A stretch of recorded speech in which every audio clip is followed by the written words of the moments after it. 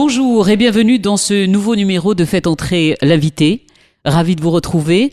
Les semaines et les mois passent et la pandémie n'évolue pas comme nous l'aurions imaginé et espéré. Nous pensions faire des concessions durant quelques mois et que la situation allait s'arranger, mais force est de constater que plus les jours passent, plus l'inquiétude prévaut. Des pays sont contraints de durcir leurs mesures sanitaires. Par exemple, plus de 16 000 cas en 24 heures en France. Le ministre de la Santé laisse entendre que si les chiffres continuent de grimper, le pays pourrait de nouveau être confiné. Chez nous aussi, les chiffres ne sont pas aussi importants, certes, mais la situation s'aggrave un peu plus chaque jour. Des régions restent confinées avec des placements limités, notamment la capitale économique Casablanca. Mais comment sont prises ces décisions ? Est-ce que le ministère de la Santé s'appuie sur les recommandations de l'Organisation mondiale de la santé, l'OMS ? Se concerte-t-il avec d'autres pays ? Qu'en est-il de notre capacité hospitalière ? Mais aussi du matériel vital, les respirateurs artificiels et les tests. Les traitements ont-ils changé ? Et ce fameux vaccin qui nous sauverait tous, où en est-il après la signature des conventions avec 2 laboratoires, chinois et britanno-suédois, pour que les Marocains puissent bénéficier de la vaccination dès la fin des essais cliniques ? Beaucoup de questions que je vais poser à mon invité du jour. Dans Faites entrer l'invité aujourd'hui, le ministre de la Santé, M. Khalid Aittal. Bonjour. Merci, je vais vous demander de rapprocher s'il vous plaît votre micro. Merci d'avoir accepté notre invitation. Et c'est vrai que les Marocains se posent énormément de questions en ce moment. J'ai envie de vous demander tout d'abord comment ça va ? Ça va bien, alhamdoulilah, on tient le coup. Puis il y a une gestion bien sûr avec une certaine programmation et planification, mais aussi on fait quand même des choses et des adaptations au jour le jour. Donc compte tenu aujourd'hui de l'évolution qui comporte beaucoup d'incertitudes, donc automatiquement, il y a quand même des adaptations et des ajustements au jour le jour. Alors, on a fait une exception pour vous, c'est le studio de Radio 2M qui s'est déplacé parce que vous êtes sur le front tous les jours et que vous ne pouvez pas vous bloquer une après-midi entière pour nous. On vous remercie d'avoir accepté cet entretien. Vous êtes bienvenue au siège du ministère de la Santé. C'est quoi vos journées, monsieur le ministre ? C'est des journées de travail, c'est des journées de réunion, de prise de décision, d'ajustement, d'adaptation des situations par rapport à l'évolution à l'échelle territoriale. Parce que vous savez très bien que il n'y a pas de mesures, je dirais, adaptées par rapport à les situations. Il n'y a pas de remède miracle par rapport à cette pandémie aujourd'hui. Et comme vous pouvez le remarquer, le Maroc ne peut pas faire l'exception par rapport à des autres pays.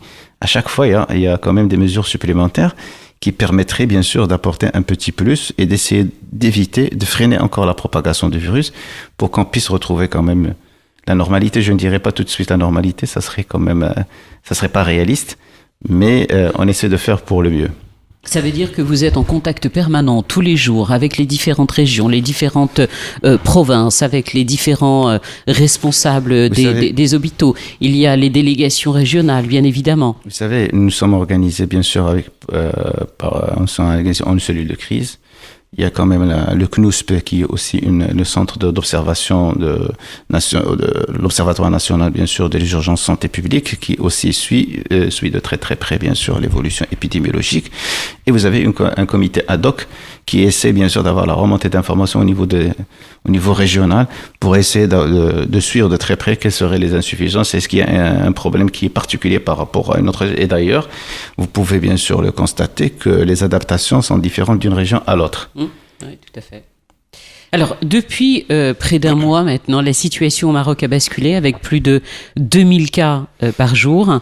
Est-ce que le Maroc, en ce moment, était sa première ou à sa deuxième vague? Finalement, au début de la pandémie, quand on entendait des chiffres affolants qui donnaient froid dans le dos partout en Europe et ailleurs dans le monde, le Maroc n'enregistrait que des chiffres assez bas.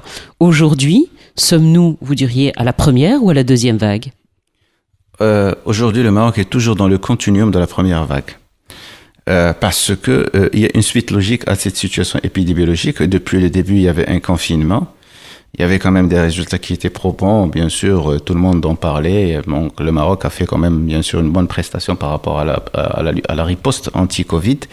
Et par la suite, au moment de la levée progressive des mesures de restriction, et bien sûr, comme ça a coïncidé avec l'Aïd al-Adha et aussi la période estivale où il y avait plus de mobilité des gens, il y a une reprise.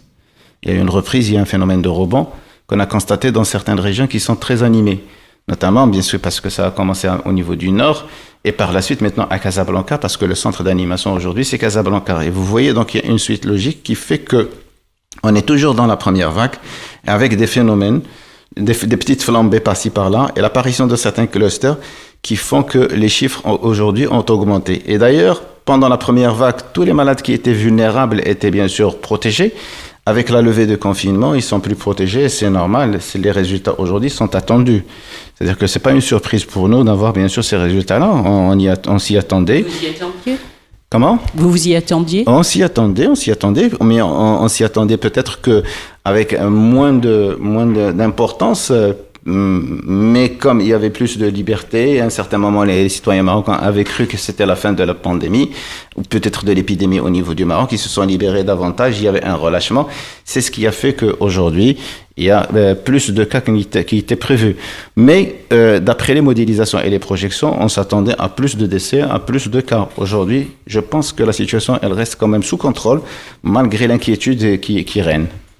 Alors, c'est important ce que vous dites parce que beaucoup se sont dit au sein du gouvernement, au sein du ministère de la Santé, et ils pensaient peut-être que le combat était gagné. Vous nous dites que pas du tout, au contraire, vous vous y attendez peut-être à pire. Exactement, donc personne ne peut prétendre que le combat est gagné parce que premièrement, comme vous pouvez le constater à l'échelle internationale et même l'Organisation mondiale de la santé l'avait décrété que attention à la deuxième vague.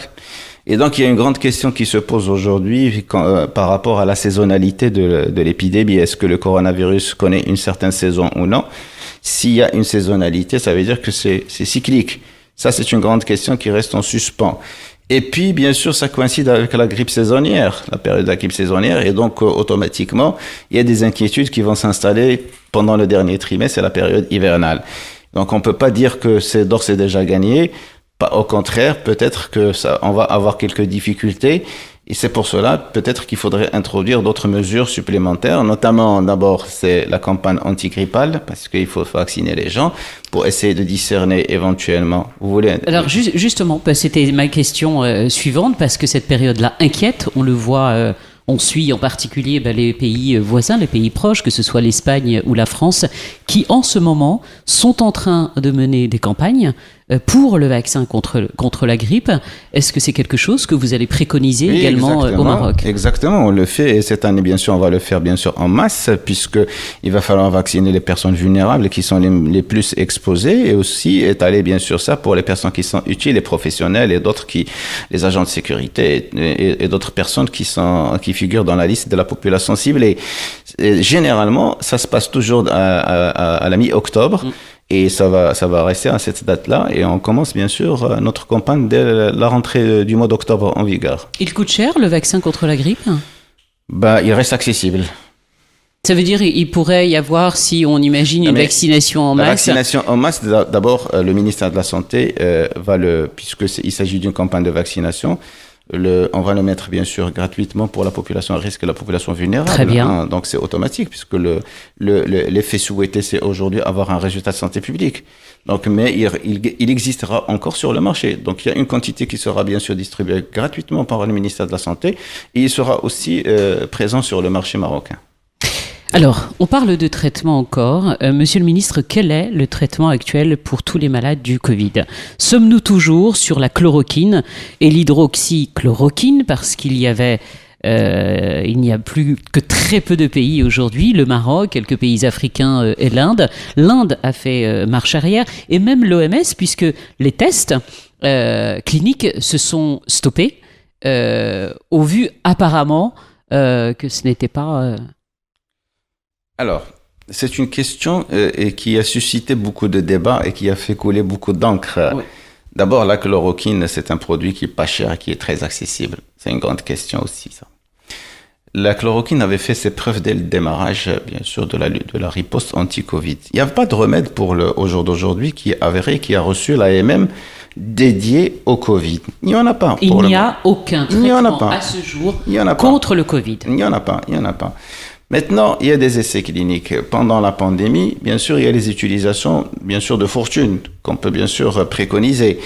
Et au vu bien sûr, de certains résultats et certaines études cliniques, la chloroquine avait quand même une certaine efficacité contre l'entrée du virus au niveau de la cellule pour ne pas infecter l'organisme. Et ça permet, son rôle essentiellement, c'est pas dans les situations graves, c'est tout au début. Ça permettrait de diminuer la charge virale et de diminuer la contagion. Voilà, donc ça c'est l'élément fondamental que certains pays avaient préconisé. Vous dites que certains pays, bien sûr, ont laissé tomber bien sûr ce protocole. Je dirais que non. Il y en a certains pays qui se sont bien sûr acharnés et s'attachaient encore davantage. Je citerai pour l'exemple la Russie qui est revenue sur la chloroquine, le Brésil qui a traité ses patients par la chloroquine, certains pays d'Afrique bien sûr qui sont sur la chloroquine, et nous avons certains résultats qui sont très probants et satisfaisants depuis qu'on avait commencé, bien sûr, ce protocole-là, bien sûr, sur les recommandations du comité technique et scientifique. Donc, je ne pense pas que aujourd'hui, si nous avons quand même pu obtenir quelques résultats qui sont satisfaisants, qu'on va désister juste sur la base que l'Organisation mondiale de la santé avait juste suspendu les essais cliniques et n'a pas arrêté et interdit le protocole. C'est une juste suspension. Et dans cette histoire-là, chaque pays a sa souveraineté et la prescription d'un médicament, elle relève de la libre prescription du médecin. Et donc, c'est au médecin de dire oui, je suis convaincu, je traite ou je traite pas. Donc, pas de traitement contre le Covid, la chloroquine plutôt pour prévenir. Une information a circulé ces derniers jours. Est-ce que vous pouvez nous dire si c'est vrai ou faux, la vente de l'hydroxychloroquine bientôt en pharmacie? Alors, je vous raconte un peu l'histoire de la chloroquine, de l'hydroxychloroquine. Le Maroc fabriquait bien sûr et produisait la chloroquine, ce qu'on appelle le sulfate de chloroquine, qui est la Nivaquine. Nous avons une usine de production ici marocaine, donc c'est un produit qui est marocain pur. Mais la Nivaquine, elle reste quand même un médicament qui est un peu mal toléré parce qu'il donne des effets indésirables sur le plan gastrique. Le sulfate d'hydroxychloroquine est mieux toléré. Et d'ailleurs, ce médicament n'est pas utilisé contre le Covid. Il est utilisé dans le cadre du paludisme, mais essentiellement au jour d'aujourd'hui, il est utilisé pour certaines maladies rhumatismales et inflammatoires chroniques. Et donc, notamment, certains vascularites aussi, certaines polyarthrite rhumatoïde. Et donc, on l'utilise pour une utilisation très longue, à long terme. Alors, on a cherché la matière première et on a commencé à produire le sulfate d'hydroxychloroquine. Aujourd'hui, le Maroc, il a la production de la Nivaquine, c'est-à-dire le sulfate de chloroquine, et le sulfate d'hydroxychloroquine qui est sorti sous le nom commercial d'advaquinil. C'est le similaire ou le générique c'est la même chose? Ouais, c'est le similaire ou le générique du plaquenil aujourd'hui. Donc le Maroc, il a son sulfate d'hydroxychloroquine qui bientôt, bien sûr, va sortir sur le marché marocain et à ce moment-là, on n'aura pas de problème éventuellement de rareté du produit. C'est pour cela qu'il sera sur le marché. Il y a un stock pour les maladies chroniques et en même temps, il sera à la disposition des médecins traitants s'ils veulent. Donc sur ordonnance, hein. Sur ordonnance, évidemment. N'importe qui ne va pas aller dès demain en pharmacie et demander. Ça se produit. Vous savez, quand au niveau de tous les ministères de la santé, on a parlé de l'importance de la vitamine C, de l'importance du zinc, les gens se sont jetés sur les pharmacies pour acheter d'ailleurs des ruptures assez rapidement. Donc là, ce ne sera pas le cas. Ce sera sur ordonnance du médecin traitant. Obligatoirement. Alors, monsieur le ministre, est-ce qu'aujourd'hui, la nouvelle politique est celle de tester et d'isoler?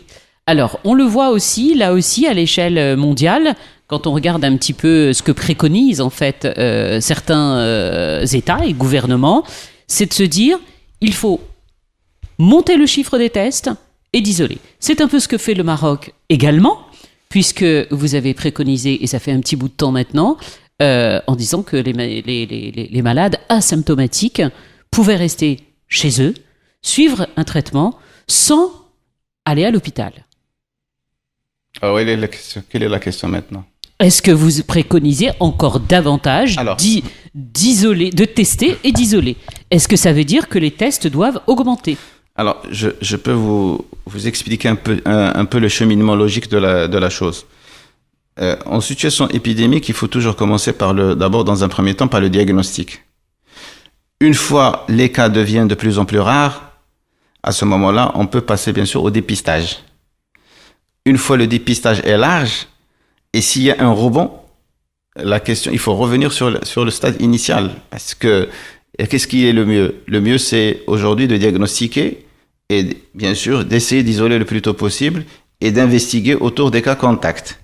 Le dépistage, c'est un dépistage qui se fait de manière arbitraire et aléatoire pour chercher si l'importance de la circulation du virus et pour faire la part des choses. Alors, au Maroc, au début, on était à 3 laboratoires. 3 laboratoires nationaux, il y avait l'INIH, il y avait l'Institut de Pasteur, il y avait le laboratoire militaire.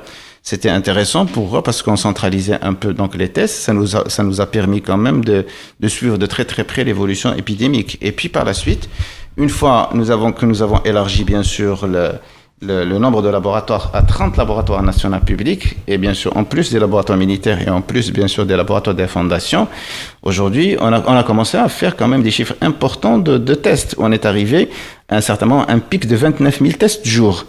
Donc ça nous a permis d'avoir une idée sur la circulation. Et d'ailleurs pendant ce temps-ci, vous pouvez bien sûr, peut-être vous allez vous en souvenir, parce qu'on a commencé à faire des entités industrielles, c'était un dépistage avec un échantillonnage et un taux de positivité qui est très bas. Donc on sentait que c'était à la mi-juin, on sentait que le Maroc était en train de sortir de l'épidémie, parce qu'on est arrivé à un taux actif au niveau national, un nombre actif au niveau national de 600 personnes. C'est à partir de ce moment-là qu'on avait pris la décision de les rassembler au niveau des hôpitaux de campagne, pour essayer de garder bien sûr les cas actifs isolés en 2 points chauds et libérer le Maroc par rapport à cela.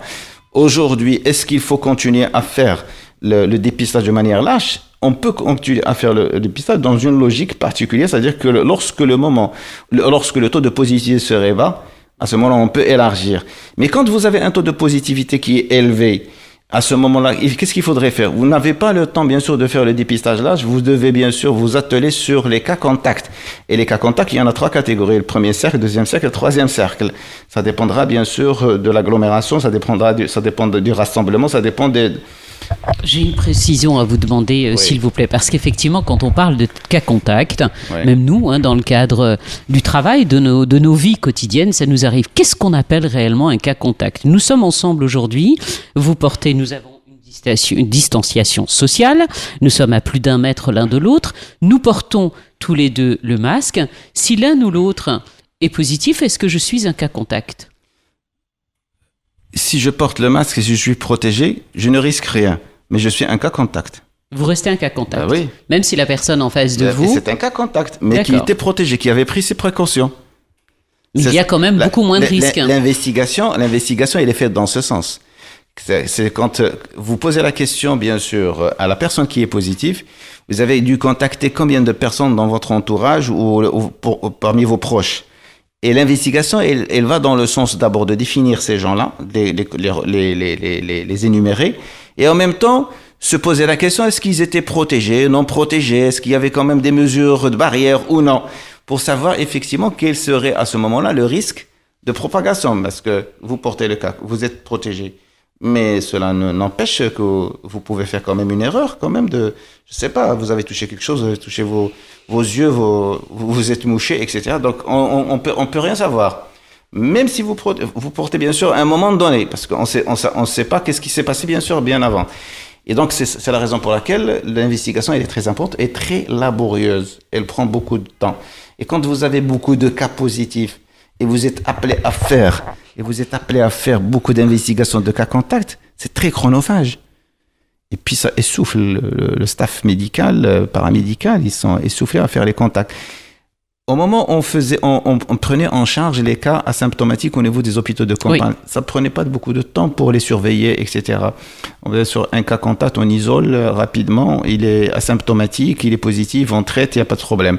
Maintenant, le protocole à domicile, comme vous avez posé la question bien tout au début, et il a été choisi d'abord, premièrement, parce que il y avait un risque de saturation des structures hospitalières au moment de la levée, troisième levée des restrictions. On a ouvert les hôpitaux bien sûr, les gens non Covid commençaient à venir à flux important, les malades Covid aussi, et puis bien sûr, on risquait quand même une certaine saturation. Donc, on s'est dit que peut-être on pouvait pas avoir assez de ressources médicales pour suivre les gens aussi dans les hôpitaux de campagne. C'est la raison pour laquelle on est revenu sur le traitement à domicile avec une modification sur la durée de traitement. Puisque la chloroquine, elle a pour objectif de diminuer la charge virale au bout du 5e jour. Et donc, les 7 jours de traitement sont suffisants pour rendre les malades non contagieux. Vous voyez, donc c'est sur des bases scientifiques. Combien de jours, s'il vous plaît, vous pouvez nous le redire? Alors, le traitement, il est préconisé 10 jours. Très bien. Normalement. Bon, pour les cas asymptomatiques, c'est 7 jours. D'accord. La charge virale avec l'utilisation de la chloroquine, elle diminue à partir du 5e jour. Voilà, tellement de choses sont dites à ce niveau-là. Est-ce qu'on peut avoir une idée, des chiffres sont publiés chaque jour sur les cas positifs, également le drame des décès, également sur les guérisons. Quelle est la moyenne d'âge des personnes en situation de détresse hospitalisées et la moyenne d'âge des décès? Alors l'étude qui est faite, et nous avons les statistiques ici présentes, donc généralement, la tranche d'âge qui est le plus touchée par les formes graves et les décès, c'est entre 60 et 79 ans. C'est la forme la plus touchée et c'est la forme qui représente la grande proportion au niveau des services de réanimation. Et souvent, c'est cette tranche d'âge qui a plus de comorbidité. C'est des malades qui sont fragiles, vulnérables, cardiaques, asthmatiques. Ils ont des maladies sous-jacentes. Vous savez que cette question a été posée un petit peu partout. Du coup, les jeunes se disent n'importe comment. Moi, je ne risque rien. Et du coup, il y a eu un vrai laisser-aller. Non plus, ils ne sont pas à l'abri parce que nous avons quand même certains cas, bien sûr, qui sont jeunes et qui ont bien sûr subi quand même des formes graves importantes. Donc, certes, la proportion la plus importante, c'est le 3e âge, mais aussi, ils ne sont pas à l'abri. Je vais poser une question qui a interpellé, en fait, ce sont des images qui ont interpellé de très nombreux citoyens marocains. Oui. Vous les avez vues sur les réseaux sociaux comme moi. Dieu sait que la bataille est menée contre les fake news. Ce sont des malades de Covid hospitalisés qui ont fait des vidéos où ils ne voyaient aucun infirmier, aucun médecin de toute la journée. Et le plus grave de tout cela, c'est que certains hésitaient à aller à l'hôpital et certains même, dans certaines familles, arrivaient trop tard. J'aimerais bien avoir votre réaction là-dessus. Ma réaction, je pense que depuis la gestion de l'épidémie et depuis la prise en charge hospitalière, il y a un effort qui est colossal qui a été fait vis-à-vis du citoyen marocain. La prise en charge dans sa globalité, commençons d'abord par l'accueil, la prise en charge hôtelière et aussi tout ce qui est hébergement, accompagnement et tout, et la prise en charge médicale. Je ne dirais pas qu'il n'y aurait pas d'insuffisance. Certainement, il y aurait quelques insuffisances. On n'est pas des saints non plus, parce que, d'une part. Mais deuxièmement, peut-être que les attentes de ces malades, je dirais, ou de ces porteurs asymptomatiques, et ils s'attendaient à des choses plus importantes, alors au moment où normalement on devrait se contenter de visites ponctuelles pendant des agendas qui sont précis par le staff médical. Peut-être il y a un décalage entre les attentes et ce qui est préconisé. Mais de là à dire qu'il n'y a aucune prise en charge, qu'ils sont livrés à eux-mêmes abandonnés, je ne pense pas, puisque les médicaments sont livrés au jour le jour. Et qui livre les médicaments à ce moment? Il y a quelqu'un qui les livre à un moment oui, à un moment donné. C'est ça. Et quand vous êtes en face de cas asymptomatiques juste porteurs, c'est pas des malades. C'est des gens qui sont hébergés, c'est l'hôtellerie.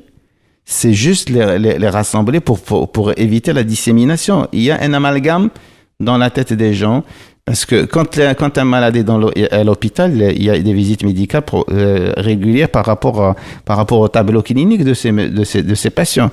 Mais là, nous ne sommes pas devant des patients, nous sommes devant des porteurs sains asymptomatiques. J'en reviens, Monsieur le Ministre, aux tests 100% marocains sont-ils lancés? L'annonce avait été faite, je crois, oui. En mai dernier. Où en sommes-nous?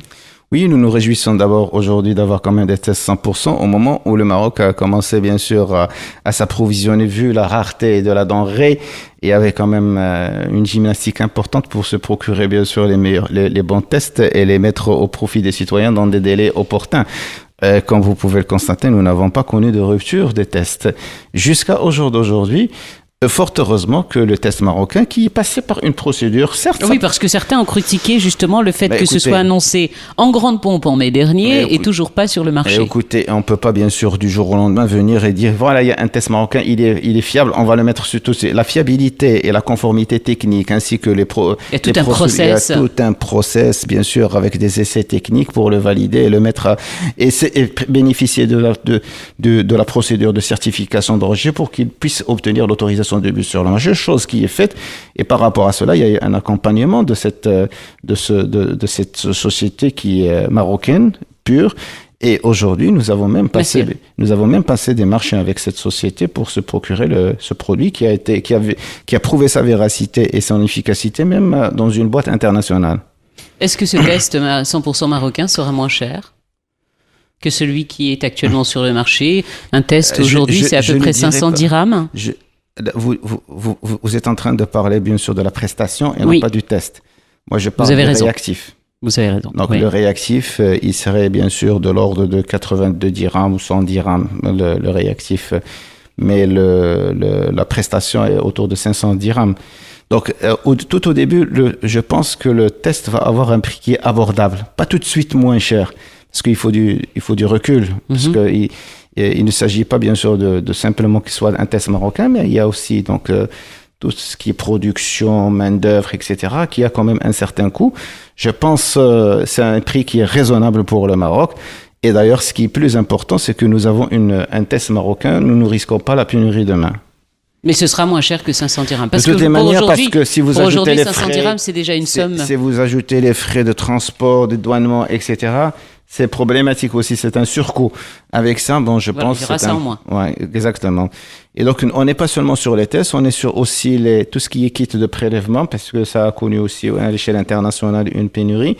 On a commencé à fabriquer les kits de prélèvement qui sont aujourd'hui utilisés sur le terrain. Où en sommes-nous aujourd'hui en termes de capacité et d'infrastructure hospitalière? Est-ce que par exemple, cet hôpital de campagne de Casablanca que nous avions tous vu est en activité ou pas?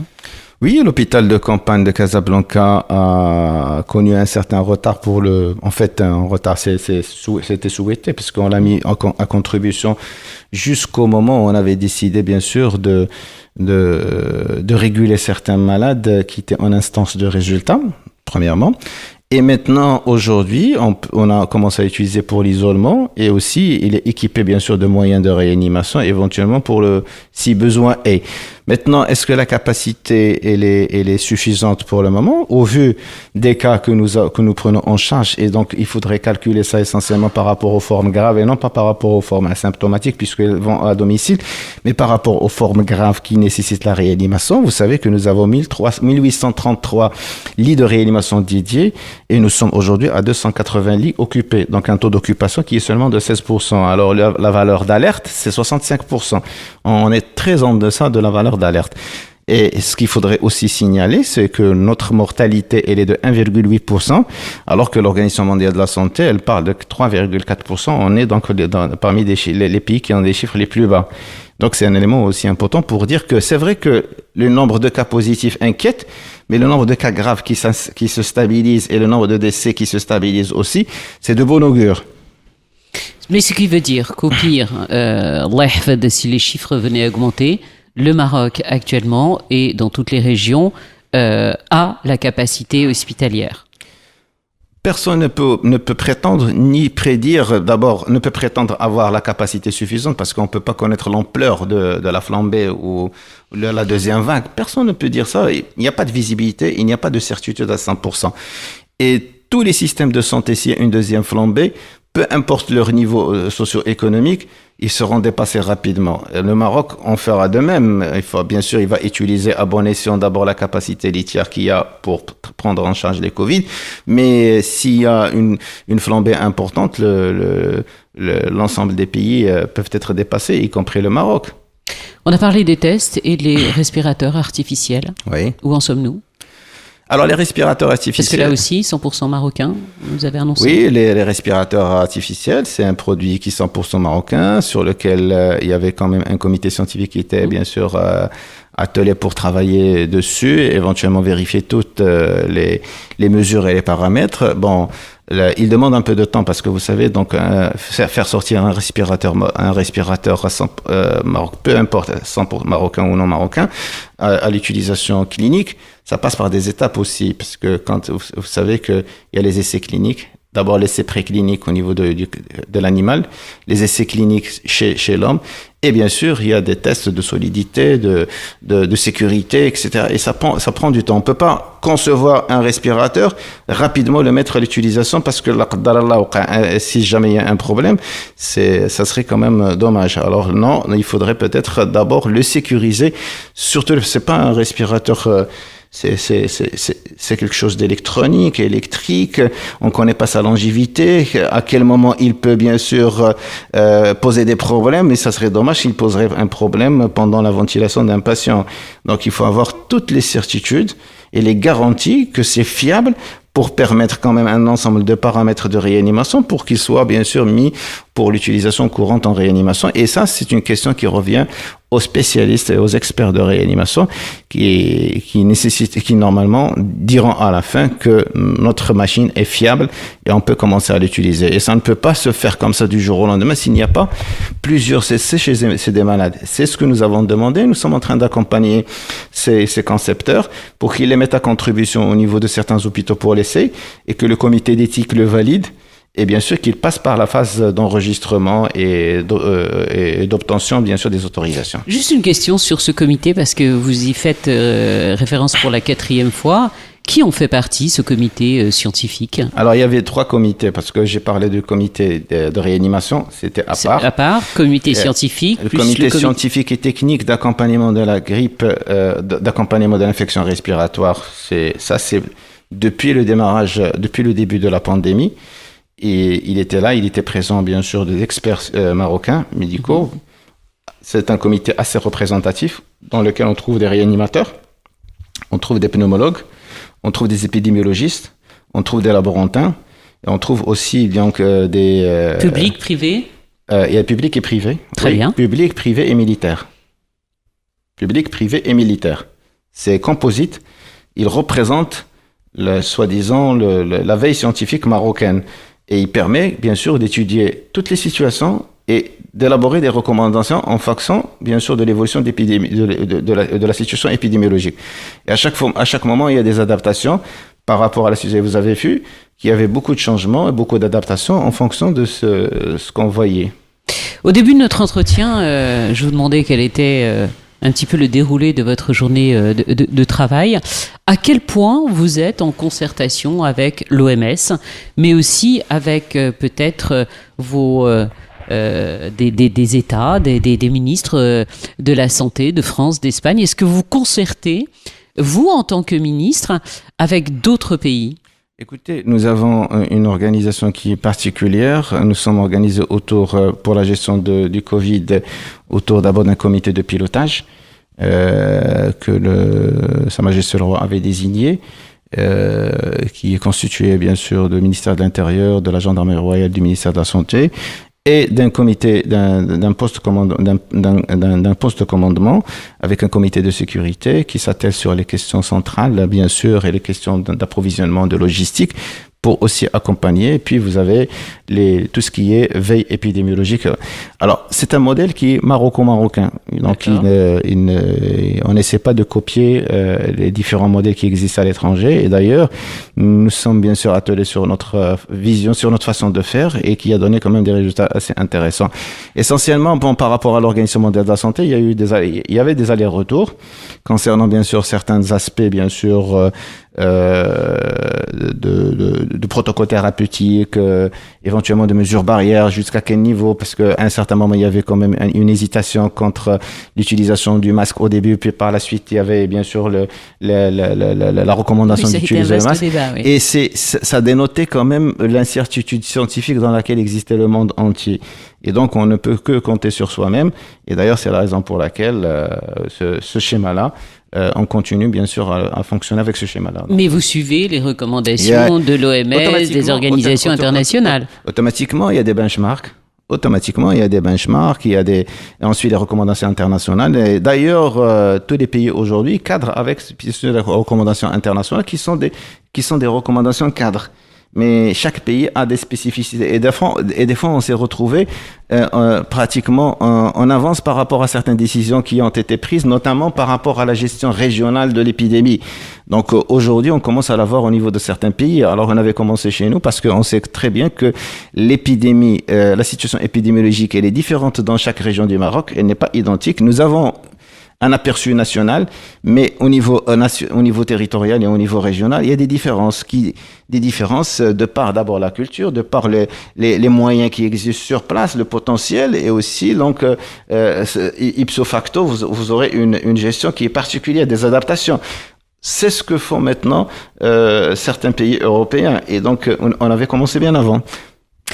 Et ce fameux vaccin qui pourrait nous sauver tous, où en est-il? 2 conventions ont été signées avec 2 laboratoires, je crois chinois et britanno-suédois, si je ne dis pas de bêtises, pour que les Marocains puissent bénéficier de la vaccination dès la fin des essais cliniques.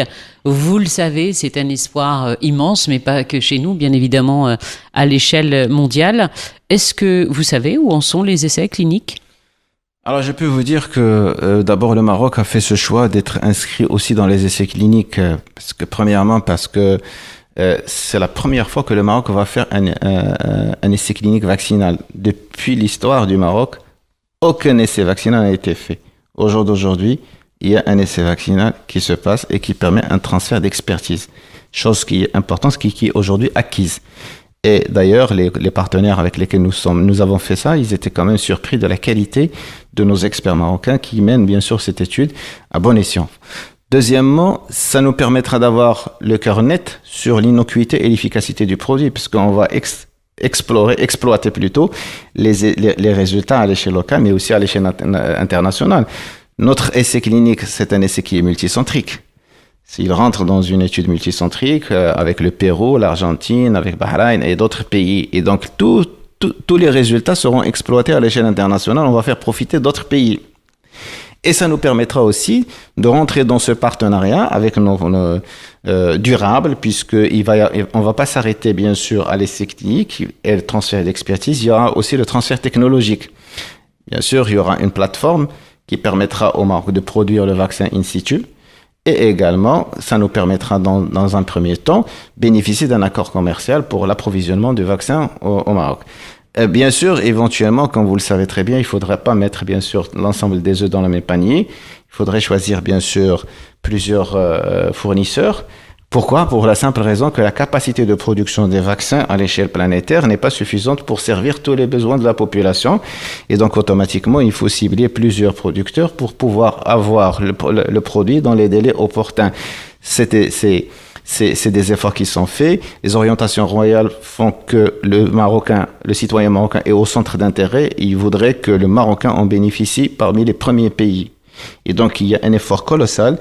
Ça fait partie la gestion proactive et anticipative que recommande Sidna Lansro pour faire profiter le citoyen marocain. Et ça, il faudrait peut-être le mesurer et lui donner sa juste valeur. C'est très, très important. Britannico-suédois et chinois, ils utilisent 2 vaccins différents. Donc, c'est pas le même vaccin, parce que quand on parle du vaccin, il y a des différences. Le premier utilise le virus inactivé et le deuxième, il utilise le recombinant. Donc, on cible plusieurs types de vaccins pour essayer de donner aux Marocains le meilleur qui existe sur le marché. Et donc, on sera à même d'avoir l'ensemble des produits disponibles. Donc, c'est pour ça qu'on fait plusieurs cibles. On cible plusieurs pistes. Et les essais, les pays qui aujourd'hui qui sont en avance par rapport aux essais vaccinaux, il y en a 9 boîtes à l'échelle planétaire, dont 4 sont chinoises. 400 chinoises. 400 chinoises. Sur les 9, il y en a 4 qui sont chinoises. Ensuite, vous avez une boîte, la suédoise, la britannico-suédoise. Vous avez bien sûr la boîte américaine, Moderna et Pfizer-BioNTech avec les Allemands. Vous avez aussi d'autres. Vous avez la Gamaleya avec le Sputnik 5 russe.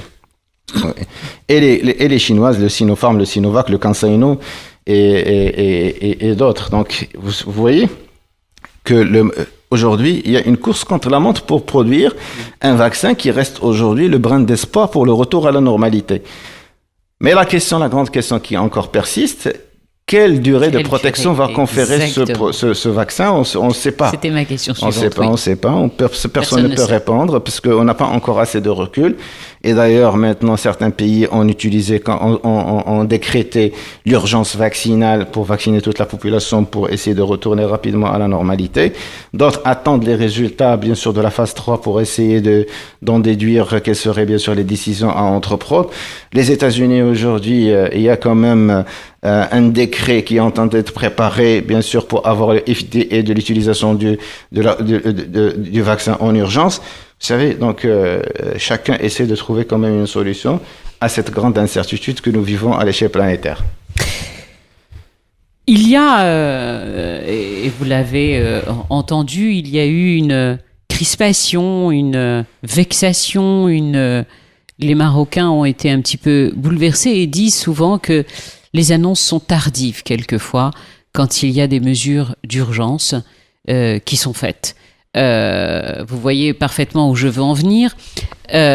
Pourquoi est-ce que vous pouvez nous expliquer quand une décision est prise et qui est radicale, pourquoi elle est annoncée à la dernière minute?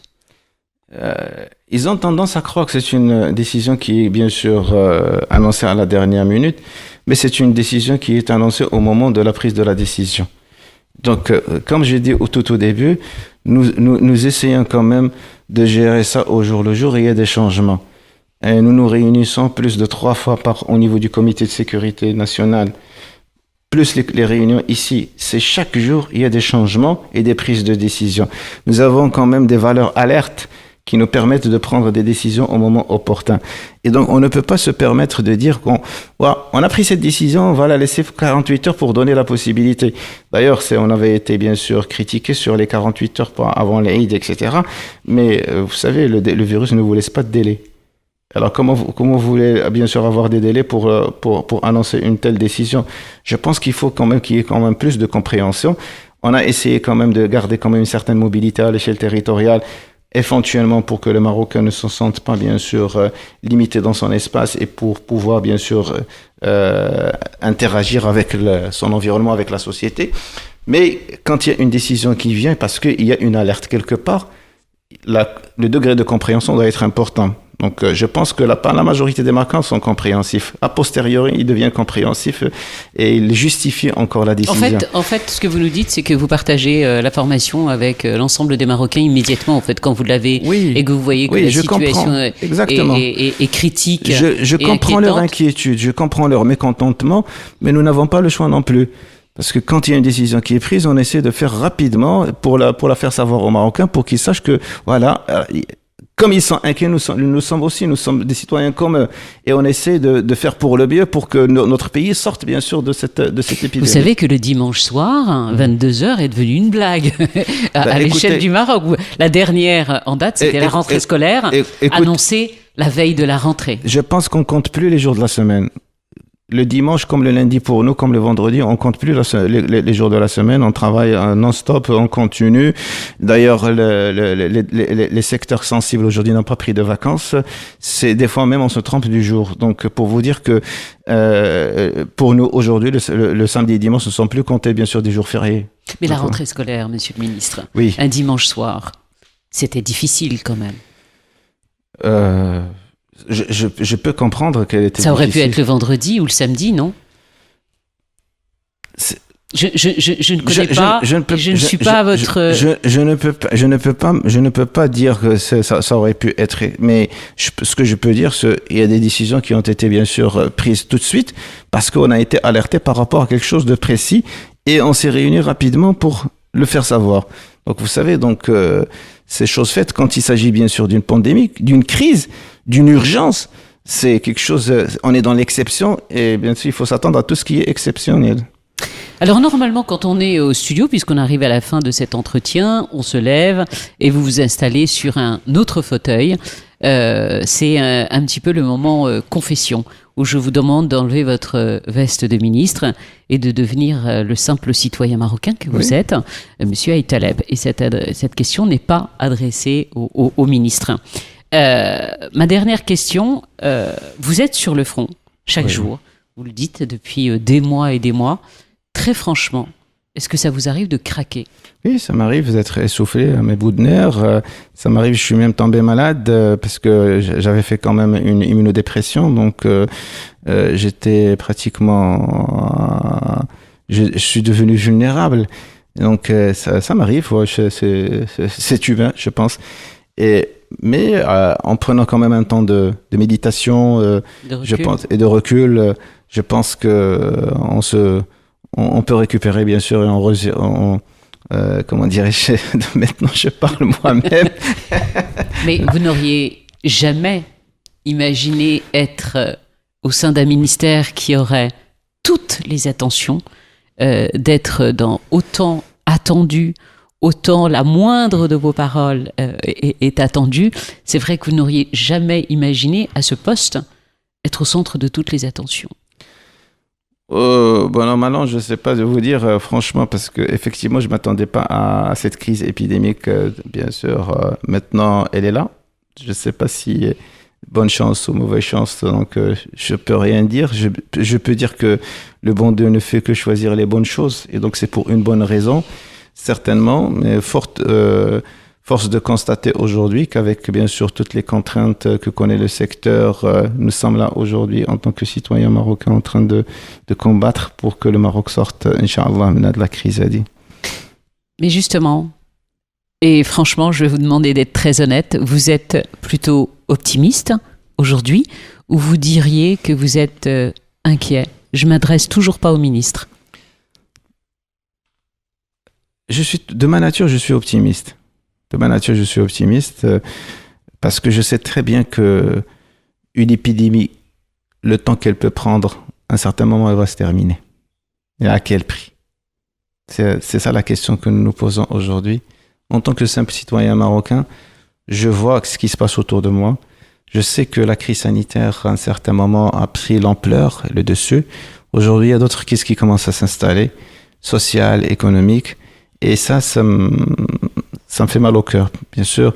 Et j'aimerais bien qu'il y ait quand même une issue rapide pour que les choses retrouvent quand même leur normalité. Parce qu'il y a la crainte que nous, on craque également. Vous suivez ce qui se passe un petit peu en France, dans le sud de la France, où des restaurateurs, des centaines de restaurateurs ont décidé de ne plus suivre les recommandations des autorités, ce que beaucoup considèrent comme un acte des plus gravissimes, puisque c'est pour la sécurité du citoyen. Et c'est vrai que ça fait peur. Oui, ça fait peur, effectivement, ça fait peur. Et à un certain moment, on connaît plus, bien sûr, on n'a plus de repères. On perd les repères, on ne sait pas qu'est-ce qui est le bon et le mauvais. Et c'est cette incertitude-là qui crée de l'amalgame et les populations commencent à perdre leur boussole par rapport, bien sûr, aux bonnes décisions. C'est vrai, c'est une réalité.